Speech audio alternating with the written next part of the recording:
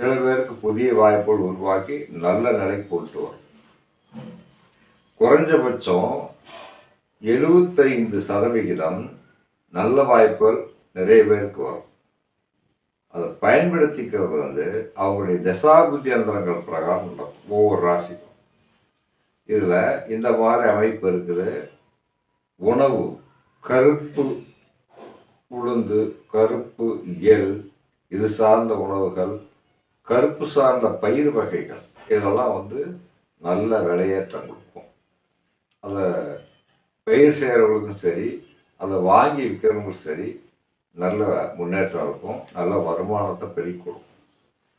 ஆக இந்த சனிப்பெயர்ச்சியானது பொதுமக்களுக்கு நன்மையும் தீமையும் கலந்தே செய்யும். யாராருக்கு யோக திசைகள் நடக்குதோ, சம திசைகள் நடக்குதோ, உதாரணம் சுக்கிர திசை, குரு திசை, இந்த மாதிரி நடக்கிறவங்களுக்குலாம் நல்லா சிறப்பாகவே இருக்கும். ஏன்னா அந்த சுக்கிரன் உச்சமாகிறார், குரு ஆட்சி பெறுறார்.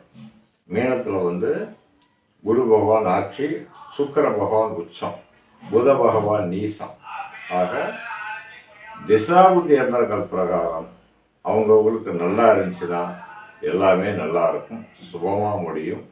ஆக அவரவர் குலதெய்வத்தையும் இஷ்ட தெய்வத்தையும் வேண்டிக் கொள்வது சிறப்பு. உதாரணம், கிராமங்களில் இருக்கக்கூடிய காவல் தெய்வங்கள் ஐயனார், காளி, கருப்பு, இந்த மாதிரி தெய்வங்கள், அதே மாதிரி சப்த கன்னிமார்கள், இவங்கெல்லாம் குலதெய்வமாக இருக்கவங்க போய் சனிப்பெயர்ச்சிக்குள்ள போய் சிறப்பான வழிபாடு பண்ணுற சிறப்பு. மாதம் வரக்கூடிய அமாவாசை காலங்கள்லையும் பௌர்ணமி காலங்கள்லையும் அந்தந்த தெய்வத்துக்கு ஏற்ற மாதிரி அவங்க போய் உண்டான செஞ்சுட்டு இருந்தாங்கன்னா இன்னும் சிறப்பாக இருக்கும். கஷ்டங்கள் குறையும். சிறப்பு அப்படின்னா கஷ்டங்கள் குறையும்.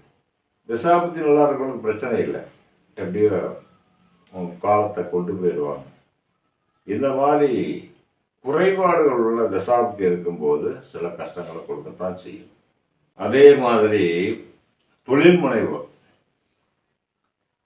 நல்ல பெரிய லெவலில் இரும்பு தளவாடங்கள் இது தயார் பண்ணுறவங்களும், கனரக வாகனங்கள் தயார் பண்ணுறவங்களும், கனரக வாகனங்கள் வாங்கி விற்கிறவங்களுக்கும் இந்த சனிப்பெயர்ச்சி சிறப்பாக தான் இருக்கும்.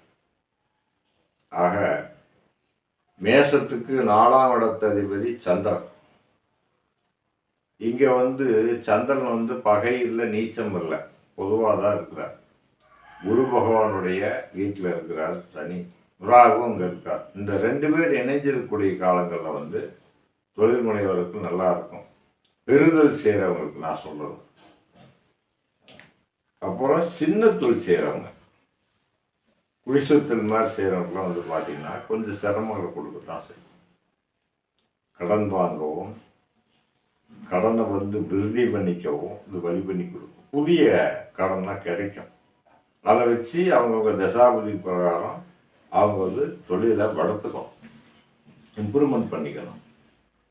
கால நேரம் சரியில்லாதவங்க அவங்க தனியாக ஜாதகத்தை பார்த்து தெரிஞ்சுக்கிட்டு அதுக்கப்புறம் தொழிலை சரி பண்ணிக்கணும். ஆக அது மாதிரி செய்யலாமா, புதுசாக செய்யலாமா அப்படின்னு பார்த்துக்கணும். குறைஞ்சபட்சம் ஒரு 70% பேருக்கு தொழில் நல்லா தான் இருக்கும்.